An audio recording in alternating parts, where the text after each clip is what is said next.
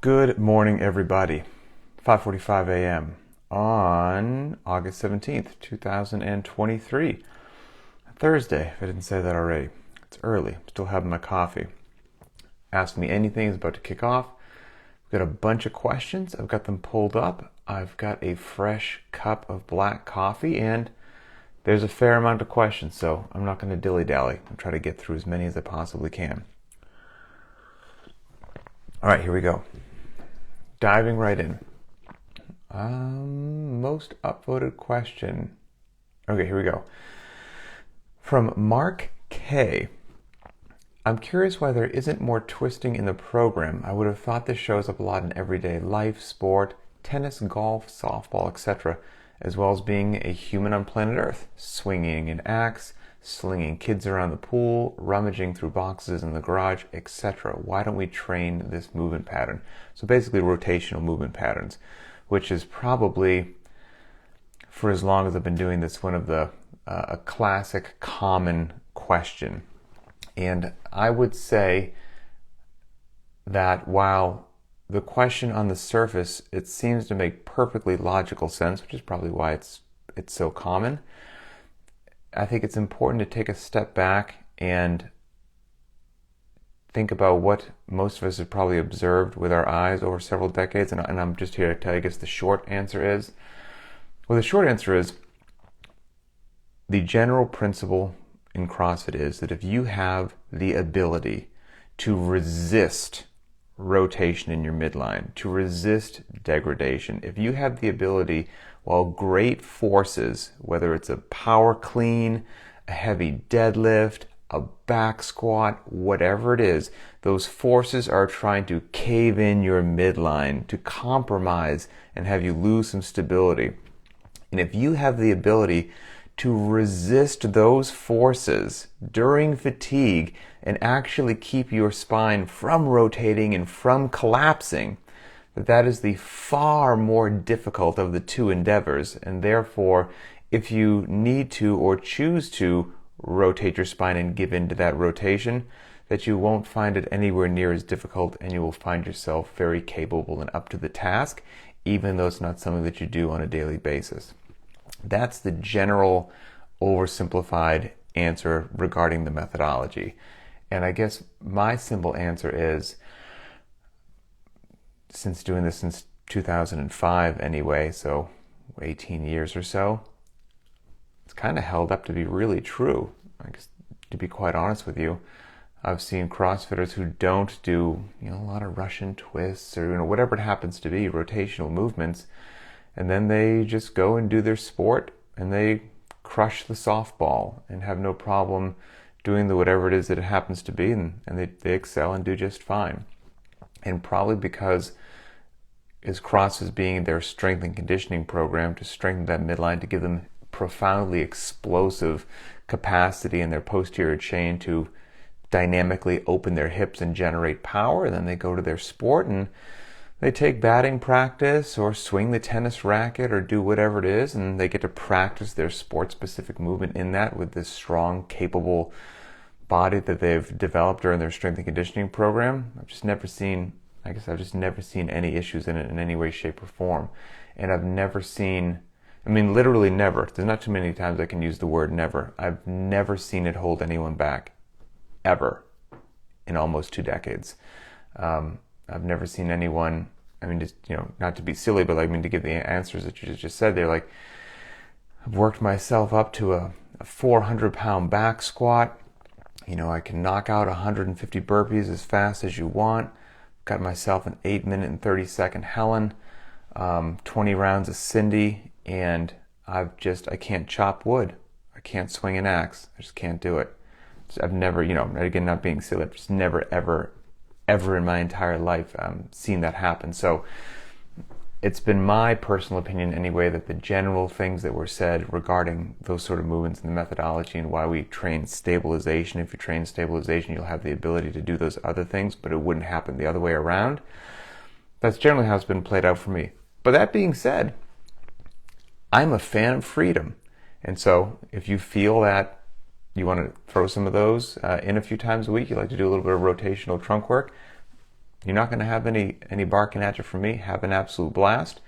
But if you're talking about what it is that we do, which is we are intentionally a minimalist strength and conditioning program, humbly in my opinion, trying to be the number one best one on the whole face of the earth, that gives you a confusing level of fitness for how little time you have to spend in the gym, then we intentionally and selectively are very discerning about which movements we choose that will have the absolute greatest transference to other things.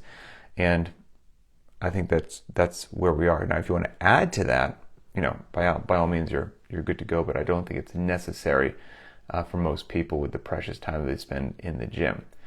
Okay, next most upvoted question from Ben P. Great question, by the way. Okay.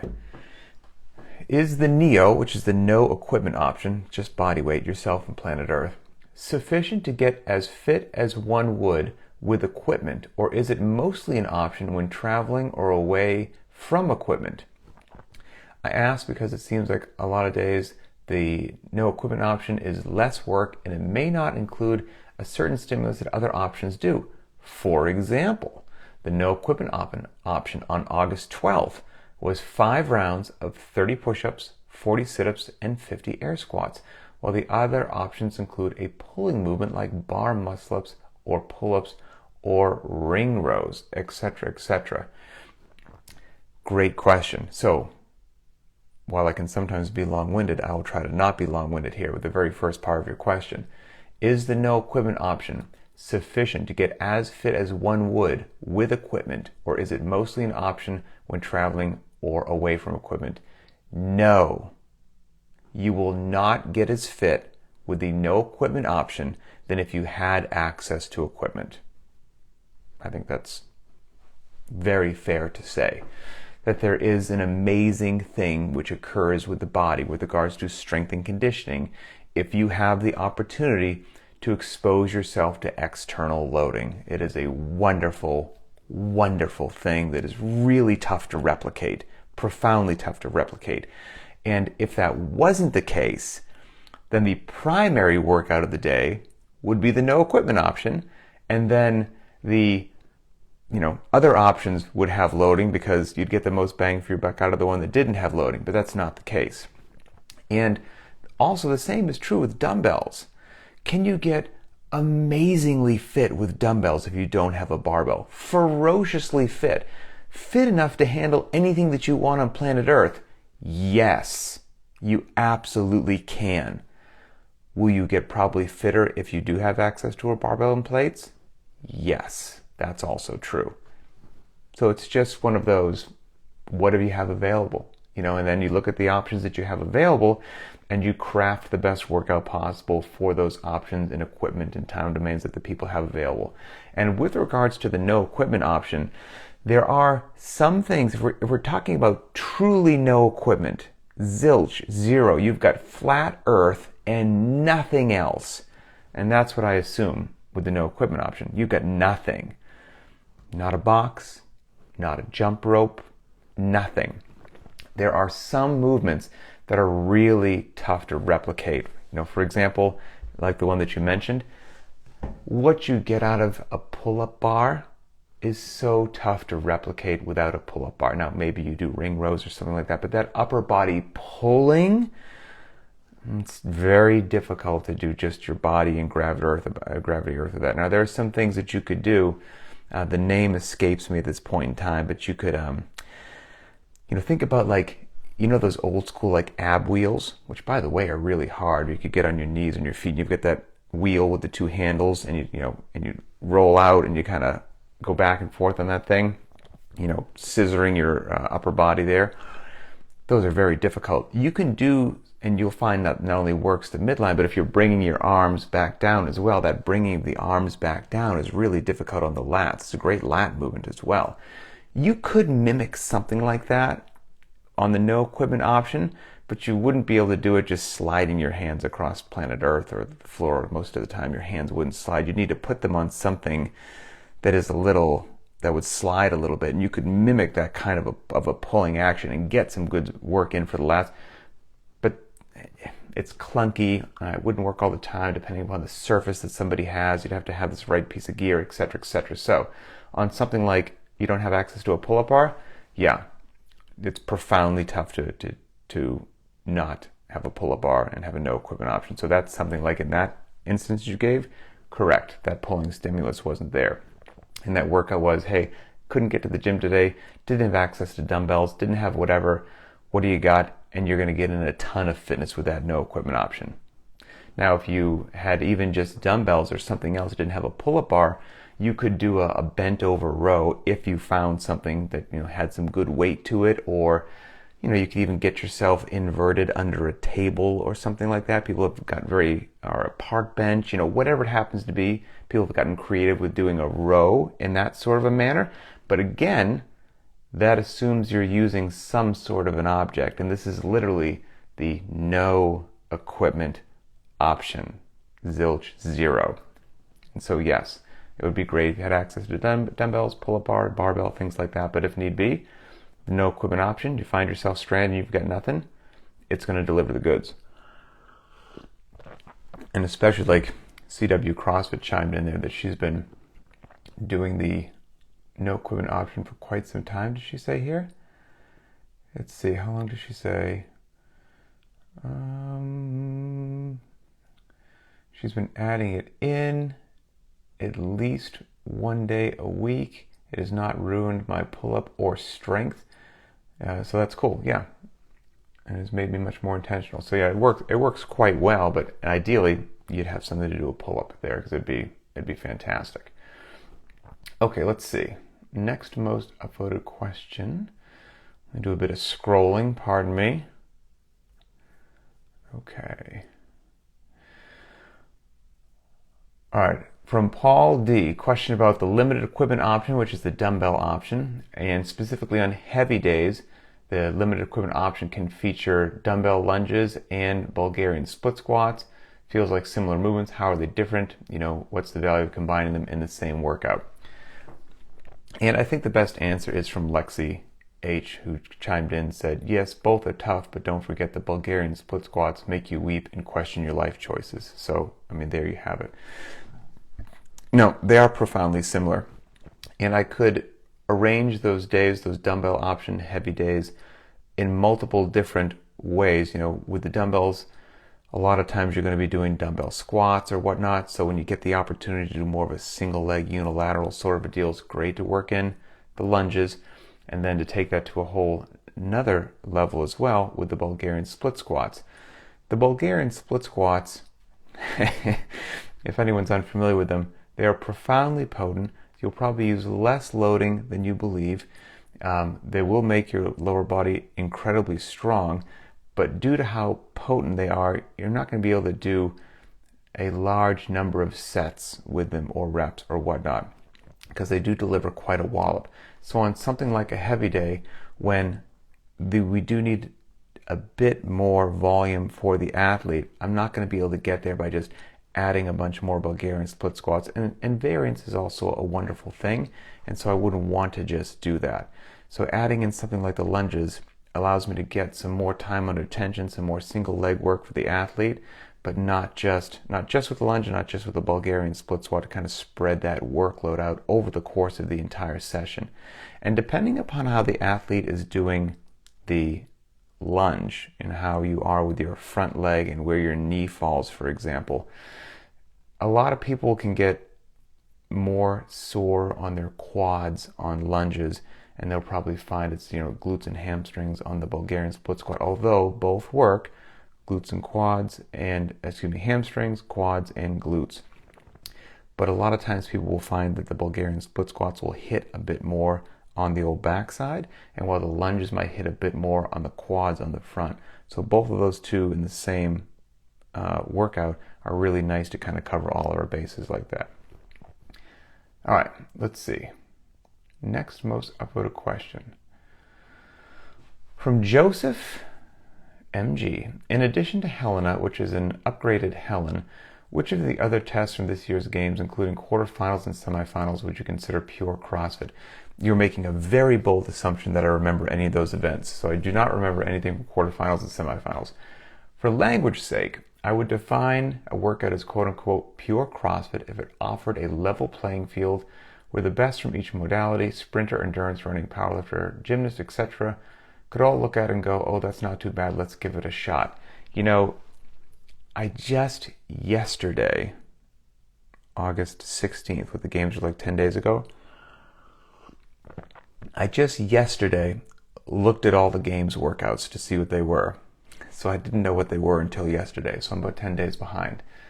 Just because life got busy with work and 3 kids, and I didn't have time to watch the games and never had time to mate it up, and other things more of a priority. But yesterday, I filmed a VNR podcast with Adrian, and I had to know what the games workouts were, and so I looked at them yesterday. And so they're in my head, but let me see. I'm going to go right now to the website and see if I can find the games events so that I can give you an answer, because there were a couple that I looked at and I liked. All right, I've got them called open now. I liked the alpaca. I think that was really cool. The heavy sled push, the double kettlebell clean and jerk. That's such a cool movement. Single joint, the single arm overhead stabilizing, both arms at the same time, but you don't have the barbell. Legless rope climb. That's cool. Of course, yep, you're right. Helena, I thought was really nice. Let's see. I did also really like the Echo Thruster final, and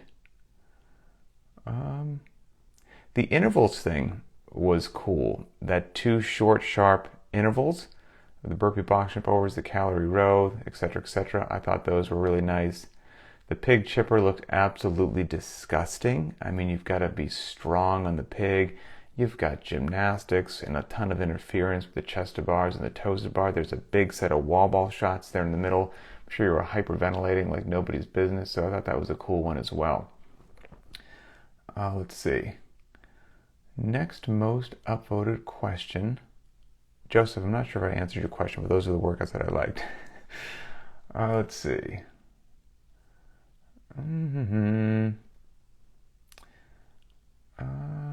Okay, David D. Just listened to a podcast where they had Hinshaw on just before the games, talk about how Jeff was doing, Jeff Adler, Zone 2 work to develop capacity, working at high intensity and recovery. My question is, how did you find working with Chris Hinshaw for the 1.5 mile program, and would you have him on as a guest on Linchpin or Very Not Random? I feel that you guys would have an interesting talk and go down some rabbit holes. So, working with Chris is great. I think I met Chris back in 2013 or 14, so it's been about a decade.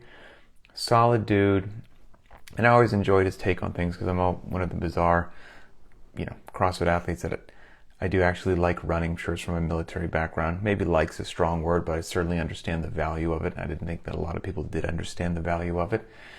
And I did have him on as somebody posted that episode, so I appreciate that.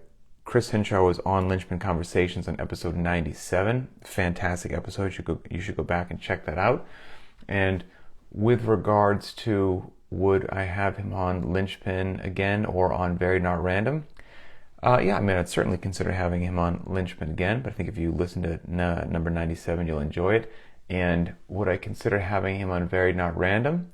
All I can say is be patient and keep your eyes open, and I think you'll be pleasantly surprised. And we had a very good conversation. I think you'll enjoy it. Okay, let's see.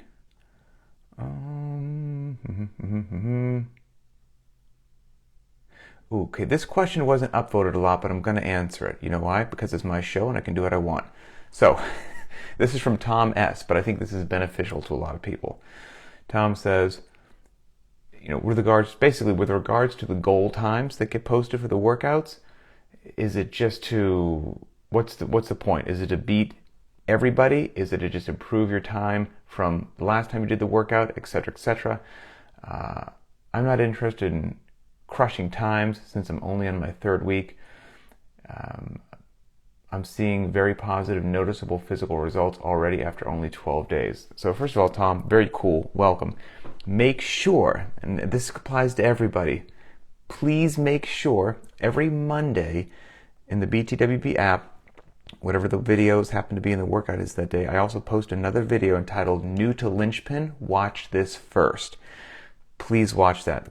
Goal times are covered in that, and there's a lot of other really critical information that will optimize your experience. So make sure you go to a Monday and you watch that video. Short answer is the goal times are just that. They're loose goals. They're not rigid parameters, okay? So there could be, let's say that a workout has a goal time of 8 to 12 minutes. Okay, I'm just pulling that out there, right? And the 8 minutes is the super fitness robot time, if you do that in 8 minutes or less. And the more likely time is in the neighborhood of 12 minutes. Now, you might have a super fitness robot do it in 6 minutes. Okay, well, does that mean the super fitness robot time should have been lower? No. That means that individual just had a tremendous effort, and still getting it under 8 minutes would be crazy, and you should congratulate yourself in the back. The other side is true. Okay, well, the upper end was 12 minutes. What if it takes you 13 and a half? Does that mean you did the workout wrong? No, it does not. Those are loose parameters. Okay, you've got wiggle room on both sides. Now, if it's a 12 minutes on the high side and it takes you 20, okay, now we should have made some sort of modification in some way, shape, or form. But if you find yourself drifting over a little bit, that's okay. Because all of us on our fitness journey, it's learning about yourself, it's learning your capacities, it's learning how do you do on weightlifting, monostructural gymnastics movements, on single modality days, on couplets, on triplets, on chippers, on heavy days at a high heart rate. And as you get more and more workouts under your belt, and you're only 12 days in, you learn about yourself, you learn to be able to look at a workout, you learn to be able to look at the goal times, you learn to be able to look at the load, and you go, okay, gotcha, and I listened to Pat's video that day, I understand what we have going on. The prescribed version works great for me. Or you know what? Wildcard version's really where I need to be. Or it's the scaled option. Or you know what? I'm always authorized to modify these things. The wildcard option's really close. Wildcard option has a 115 barbell. I'm going to go 95. Cool. And then you hum as an athlete. The whole point of Linchpin, we do things a bit different than everybody else. There's that analogy of you can give somebody a fish or you can teach them to fish. And most people at first just want to be given a fish because it's easy. That's not what we're about. We're about teaching you how to fish, because it is possible for you to learn about yourself, to improve your strength and conditioning knowledge, and that's such a powerful trait to have. And then you can really optimize your fitness experience, and you can go into the hotel gym that has minimal gear. You can find yourself doing the no equipment option. You can do whatever now with this knowledge you've built about how to fish, instead of me just always giving you a fish. You can analyze the workout, look at your environment, see how you feel, and modify, scale, and craft a fantastic piece of fitness for yourself that day. That doesn't happen after 1 week with the program or 2 weeks with the program or listening to one of these podcasts. It happens over the course of time, but it does happen, and it's a superpower, and it's worth it. So you're on the right track, and hang in there. Okay, a few more here. We're doing good. Let's see. Oh, this is a good one too. So many good ones. All right, this is from Andrew G. Coach, kipping just doesn't agree with me. My joints, my shoulders, you name it. They all take a beating in the wrong way when I try kipping. So I always stick with strict movements. Handstand push-ups, pull-ups, you name it. I always do strict. It nets me a slower time on workouts that call for kipping, but I'm just fine with that. Am I missing out on any area of fitness by removing kipping movements completely? What an awesome question. So first of all, congratulations for not just, caving in and feeling like, well, every other CrossFitter loves to kip, so I need to do it. No, you listened to your body. You got ego out of the way. You are winning. So Andrew, you're awesome. Second part, it nets you, you say it nets me a slower time on workouts that call for kipping, and I'm fine with that. That is also an amazing, if there were levels of enlightenment in the CrossFit world of strength and conditioning, when you identify what you need for your body, you do something which makes sense for you, and maybe causes you to be a bit slower, and you don't let it bother you, you are on the path to enlightenment. That's fantastic. And here's the other thing, which is totally a true statement. Am I missing out on areas of fitness by removing kipping? Yes. So all those things can be true. You identified what does and doesn't feel good for your body, and you did it well. You removed what doesn't feel well for your body, netted you a slower time, and you're still doing great. Also true. Is there benefit to kipping that you're now missing out on by not kipping? Yes. All those things are true. They can all coexist, and here's the thing, you'll be okay, right? Because what you're going to get from kipping, even though it's beneficial, which is why we do it, if it didn't have benefit, we wouldn't kip pull-ups. Everything that we do is for a reason. There's nothing there just because it looks good. So kipping pull-ups obviously have a reason, and we wouldn't do it. But that is superseded by the fact that they don't treat some people well. And so for those people, I would rather have you not do kipping pull-ups, because you're still going to get in a fantastic upper body pull with a strict pull-up, ring rows, whatever it happens to be. Same deal.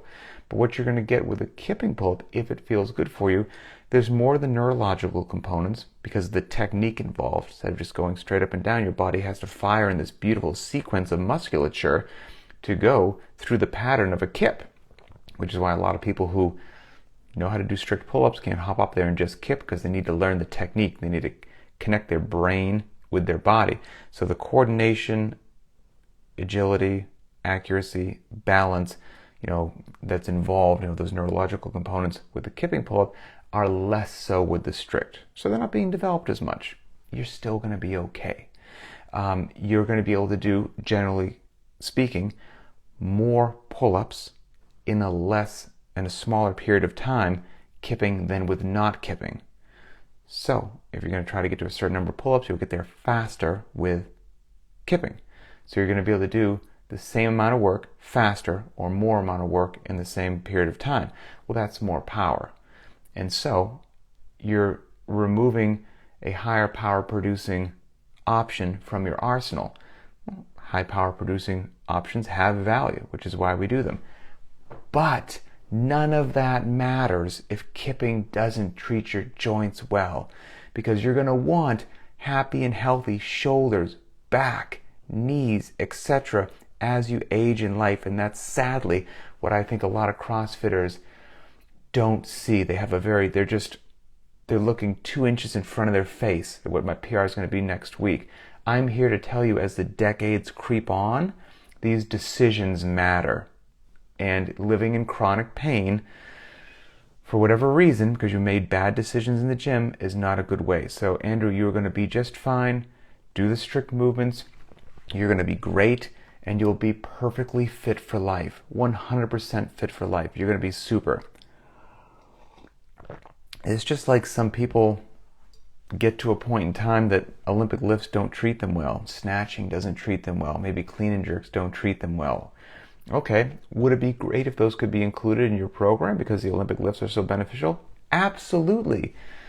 Do you think for some reason somebody's like, you know what, clean and jerk and snatch just don't treat me well, but I spend my time on other astonishingly functional compound lifts. I squat, I deadlift, I shoulder press, I do pull-ups, I sprint, I box jump, I do burpees, I climb ropes, I do that from short to medium and long, and I try really hard in the gym.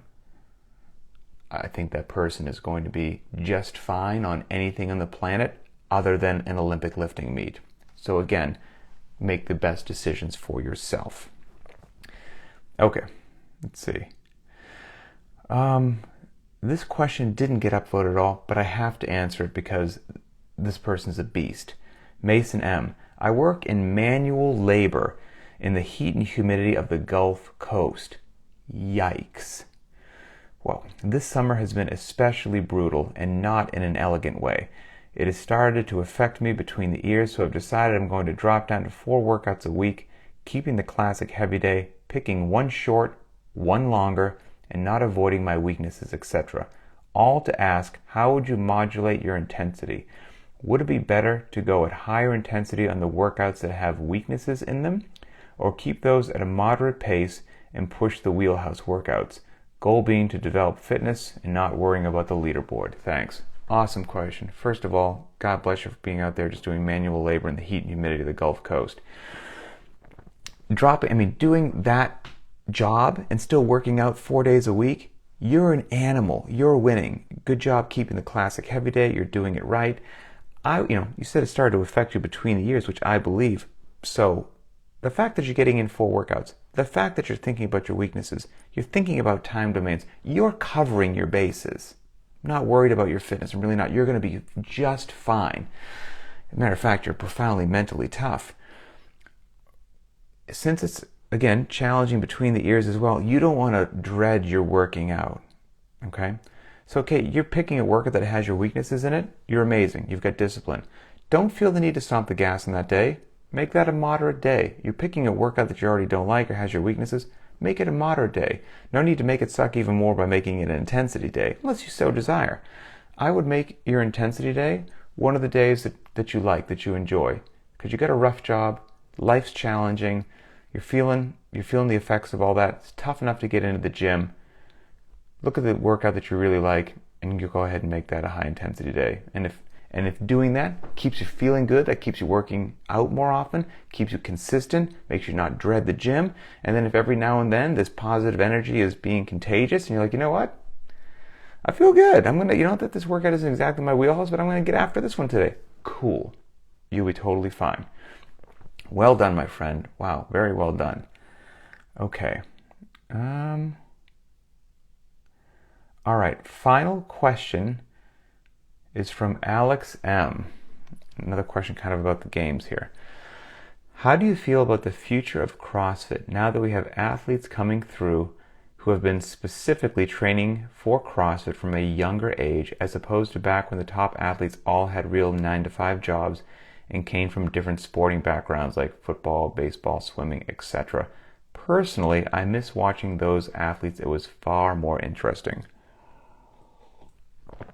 Well, it's a good question. I get what you're saying. I get what you're saying. It is. I enjoy the backstories of people, whether I'm watching the Olympics or whatever it happens to be. It's fun learning about people's backstories, and it's definitely pretty cool when you hear that so-and-so is a teacher or whatever it happened to be. Julie Fouché was going through medical school and still finishing like in the top 5 or whatever it was. Yeah, that's pretty amazing. And that's not to say that it's not amazing that somebody else has, worked their way into being a full-time athlete and all they've done forever is train, and now we're seeing their beastly performances because they've been able to fully dedicate their lives to it. There's value in that as well. You might see even more spectacular abilities from the human body when somebody has the opportunity to have done it from a very young age and do nothing else. That might really unlock human potential that we didn't even know was possible.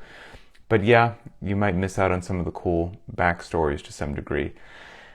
It doesn't bother me that much, to be honest with you. But I think that's just because I'm not a real big games fanatic. They just, like I said, I've 10 days have gone by. I've yet to watch one of the events on YouTube just because I got that, life got busy. I do plan on watching some, I just haven't yet. So it doesn't bother me that much, but I do see what you're saying, and yet it is always cool to see, quote unquote, regular people making it happen. And now you're just going to see who are the beasts that survived doing it from a very young age, and the best of the best will rise to the top, and it will be really hard to join the ranks later in life. It is what it is. Okay. Fantastic questions, everybody. Thanks for being awesome. It's Thursday, so for most of us, it's a rest day. I'm looking at my baby monitor here, and my little girl's up. She's not a baby. She's about 2 years and 1 month, 2 years and 2 months. What's that, a toddler? I guess she's a toddler. Looking at my toddler monitor, and she's awake, but she's not moving around yet. She's still chill, which is good. So I'm going to go get her, pour myself a second cup of coffee, start the day. Have a good one, and we'll talk later.